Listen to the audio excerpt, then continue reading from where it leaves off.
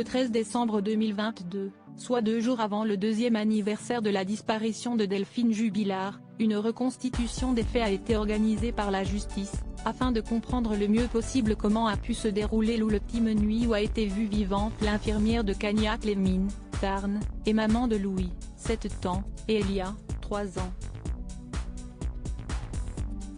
Aucune scène de crime et aucun corps n'ont été retrouvés pour l'heure, mais pour l'accusation, beaucoup d'éléments sont à charge sur Cédric Jubilard, père des enfants de la victime et avec qui elle était sur le point de divorcer. Elle espérait même s'installer avec son amant.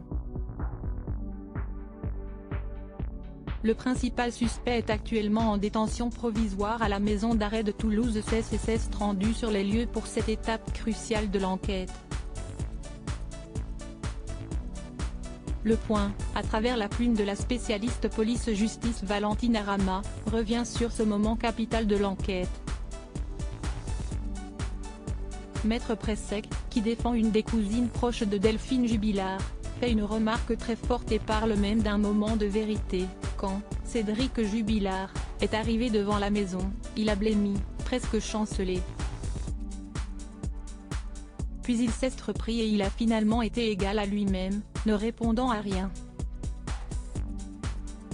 Car, quand ça ne l'arrange pas, il ne se souvient pas. Mais cette reconstitution a permis de constater que les éléments qui pèsent contre lui sont solides et nombreux. L'avocat de l'oncle et de la tante de Delphine Jubilard, Maître Batik, estime de son côté que Cédric Jubilard n'a apporté aucune explication convaincante sur les déclarations de Louis, sur les lunettes fracassées et retrouvées éparpillées. En effet, son fils est un témoin oculaire de la dispute de ses parents dans la maison lors de cette nuit fatidique, tandis qu'une expertise des lunettes de la disparue montre qu'elles ont été cassées par une force extérieure.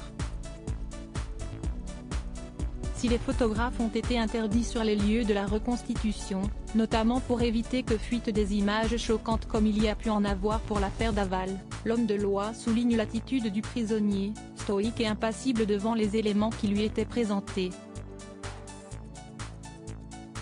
Cédric Jubilard reste présumé innocent des faits qui lui sont reprochés jusqu'au jugement définitif de cette affaire.